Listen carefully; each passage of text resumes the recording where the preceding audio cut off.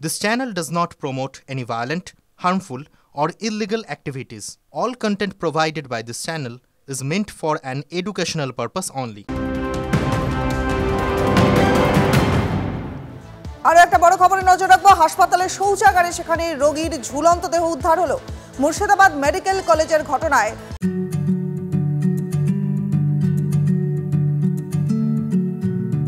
48 वर्षों की शैक्षणिक उत्कृष्टता के साथ 23 से भी ज्यादा प्रमुख बीटेक प्रोग्राम्स और 600 से अधिक अंतर्राष्ट्रीय छात्रों के साथ विज्ञान डीम्ड टू बी यूनिवर्सिटी देश की बेहतरीन यूनिवर्सिटी में से एक है। চাঞ্চল্য ছড়িয়েছে হাসপাতালে শৌচাগারে সেখানে রোগীর ঝুলন্ত দেহ উদ্ধার।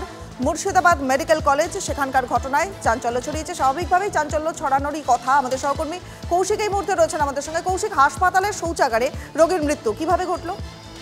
দেখো, যেটা জানা যাচ্ছে গতকালই কিন্তু ভর্তি হয়েছিল ওই কান্দিয়ালের রামেশ্বরপুর এলাকার রোগী মেল মেডিসিন ওয়ার্ডে ভর্তি ছিল এবং রাতের বেলায় কিন্তু তিনি নজর এড়িয়ে সেই হাসপাতালের যে শৌচালয় সেখানে যায় এবং গলায় ফাঁস দেয়। তবে এখানে কিছু প্রশ্ন উঠছে যে বেড থেকে গিয়ে এতক্ষণ বাইরে থাকলো, কিভাবে এই ঘটনা ঘটলো, সেই নিরাপত্তা নিয়ে যেমন প্রশ্ন উঠছে সেই রকমই কোথাও যাওয়ার একটা নজরদারির অভাব রয়েছে। এবং এই রোগী কিন্তু গতকাল বিষ খেয়েছিলেন বলে এমনটাই কিন্তু হাসপাতাল সূত্রে এখনো পর্যন্ত জানা গেছে।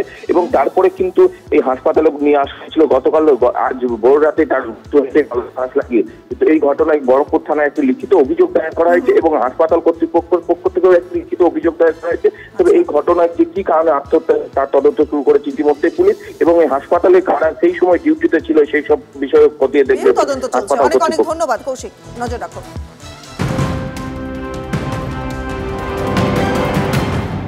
আর এবার বাদুড়িয়ার খবরে নজর রাখবো। বাদুড়িয়ার বাগজোলা বাজার সেখানে আগুনে পুড়ে ছাই বৈদ্যুতিন সরঞ্জামের দোকান। লক্ষাধিক টাকার ক্ষতির আশঙ্কা রয়েছে। কিভাবে এই আগুন লাগলো?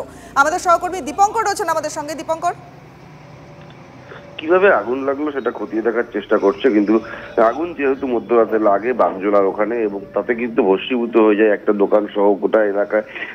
যেভাবে আগুন ছড়িয়ে পড়ে মুহূর্তের মধ্যে আগুন ভয়ঙ্কর আকার নেয়, আগুনে ভস্মীভূত হয়ে যায় ওই দোকানের সমস্ত সরঞ্জাম এবং ক্ষয়ক্ষতি প্রায় লক্ষাধিক টাকা এমনটা বলছেন।